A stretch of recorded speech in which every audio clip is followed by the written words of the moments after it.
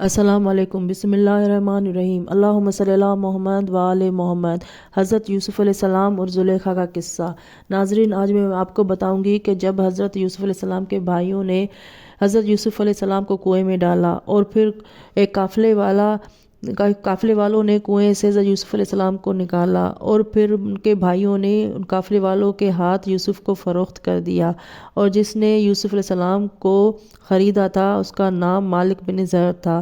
جب مالک بن زر یوسف علیہ السلام کو لے کر چلا تو قافلے والوں کے مال و متاع میں خیر و برکت کی زیادتی ہونے لگی اور یوسف کی پیشانی سے عظمت و جلالت ٹپکتی تھی۔ ایک روز اس نے پوچھا کہ تمہارا نسب کیا ہے؟ تو انہوں نے بتایا کہ میں یعقوب علیہ السلام کا بیٹا ہوں اور وہ اسحاق علیہ السلام کے بیٹے ہیں اور وہ ابراہیم خلیل اللہ کے فرزند تھے۔ یہ سن کر وہ رونے لگا اور کہا کہ آپ میرے لیے دعا کریں، میری اولاد نہیں ہے۔ انہوں نے دعا کی، خدا نے اس کو 12 بیٹے عطا کیے۔ پھر وہ قافلہ یوسف علیہ السلام کو لے کر مصر چلا گیا۔ عزیز مصر کے ہاتھ یوسف علیہ السلام کو فروخت کر دیا۔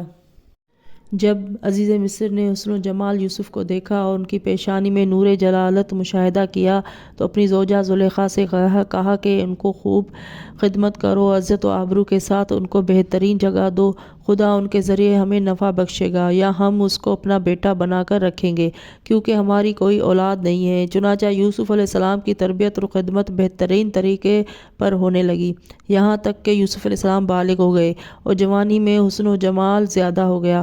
زلیخا نے ان کے حسن و جمال کی وجہ سے یوسف علیہ السلام پر عاشق ہو گئی اور جو عورت بھی ان کو دیکھتی تھی وہی عاشق ہو جاتی تھی۔ آپ کا چہرہ نورانی 14ویں رات کی چاند کی مانند تھا۔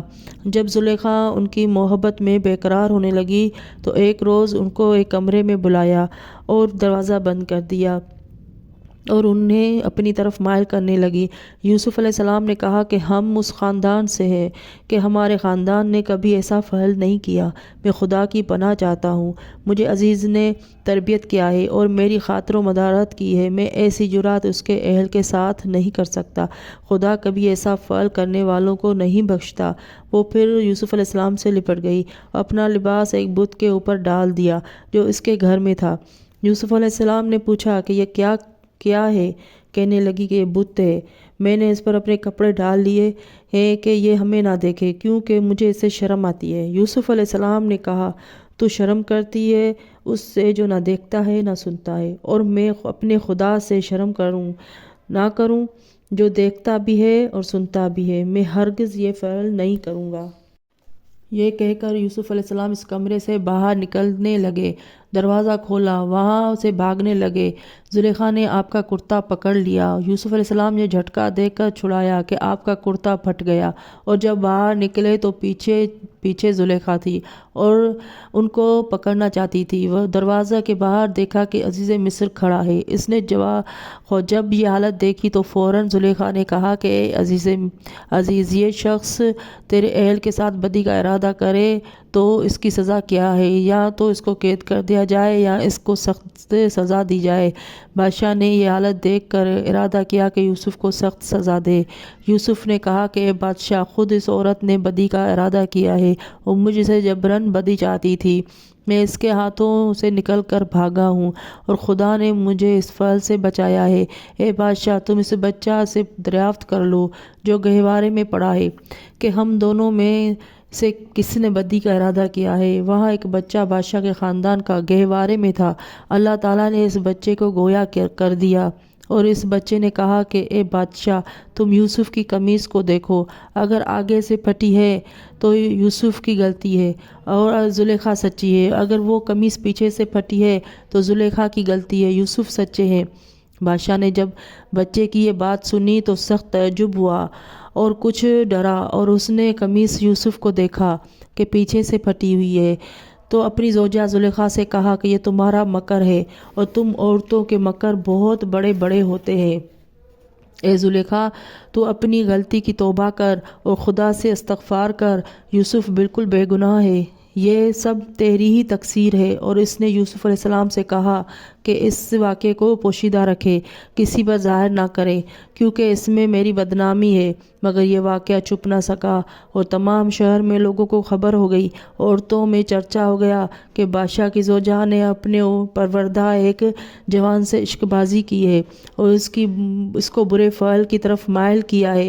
جب زلیخا کو اپنی رسوائی کی خبر پہنچی تو اس نے شہر کے مشہور نامی اور معزز عورتوں کو کھانے کی دعوت دی، اور جب وہ آ گئی تو ان کے ہاتھوں میں ایک ایک چھری اور ایک ایک لیمو دے دیا اور کہا کہ جب میں یوسف علیہ السلام کو بلاتی ہوں، جب وہ تمہارے سامنے آئے تو تم لیمو کو کاٹ دینا۔ چنانچہ زلیخا نے یوسف علیہ السلام کو بلایا۔ جب یوسف علیہ السلام ان عورتوں کے سامنے آئے تو ان عورتوں نے ان کے حسن و جمال کو دیکھا اور بے ہوش ہونے لگی اور لیمو کے بجائے اپنی انگلیاں کاٹ لیں اور کہنے لگیں کہ یہ بشر نہیں ہے، یہ تو کوئی بزرگ فرشتہ ہے۔ اس وقت زلیخا نے کہا کہ یہ ہے یوسف جس کی محبت میں تم نے مجھے بدنام کیا تھا۔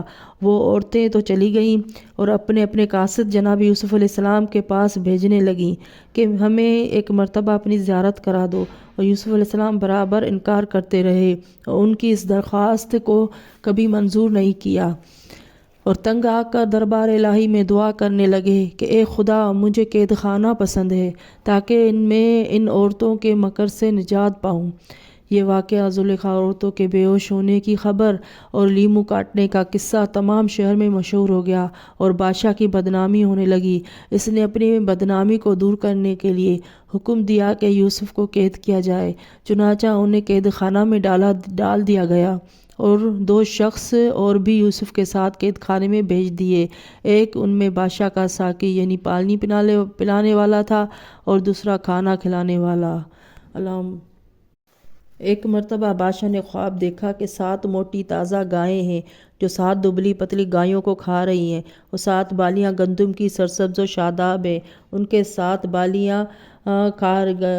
بالیاں گندم کی خشک اور بغیر دانہ کے ہیں جو سبز بالیوں سے لپٹی ہوئی ہے۔ بادشاہ نے اس خواب کو اپنے وزیروں سے مصاحبوں کے سامنے ذکر کیا اور ان سے کہا کہ میرے اس خواب کو تعبیر دو، مگر وہ کہنے لگے کہ یہ خواب پریشان ہے، اس میں کوئی تعبیر نہیں ہے۔ اسی اثنا میں بادشاہ کے اس ساقی کو یاد آ گیا جو قید خانے میں رہا ہو کر بادشاہ کا ساقی بنا تھا کہ مجھے یوسف علیہ السلام نے تعبیر خواب بتائی تھی اور مجھے کہا تھا کہ بادشاہ کے سامنے میرا ذکر کرو۔ فوراً اس نے کہا کہ بادشاہ مجھے اجازت دو تو میں قید خانے میں جا کر یوسف علیہ السلام سے اس خواب کی تعبیر معلوم کر لوں۔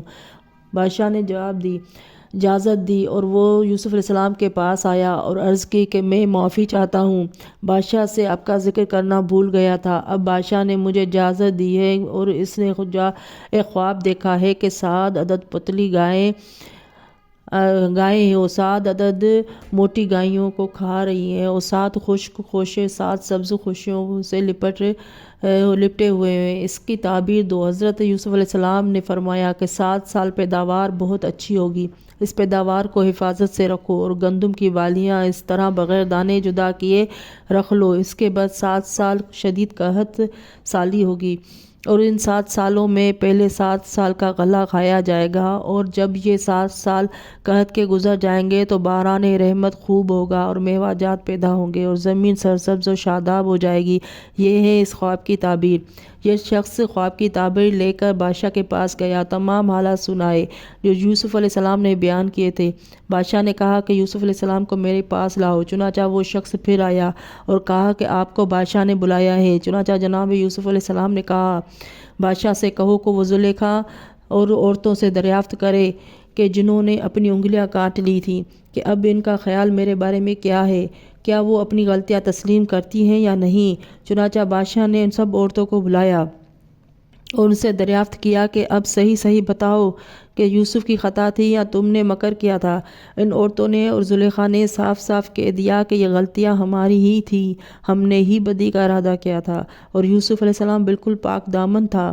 یہ سن کر یوسف علیہ السلام نے کہا کہ میں چاہتا تھا کہ بادشاہ کو معلوم ہو جائے کہ میں نے کوئی بددیانتی نہیں کی ہے، کیونکہ خدا خیانت کرنے والوں کو ہدایت نہیں کرتا اور میں اپنے آپ سے برائی سے پاک ہوں۔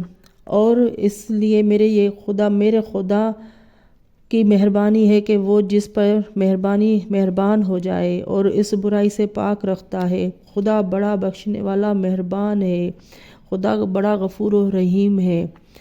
اللہم صلی اللہ محمد وآل محمد۔ ناظرین، اب تک میرا چینل سبسکرائب نہیں کیا ہے تو پلیز سبسکرائب کر لیں۔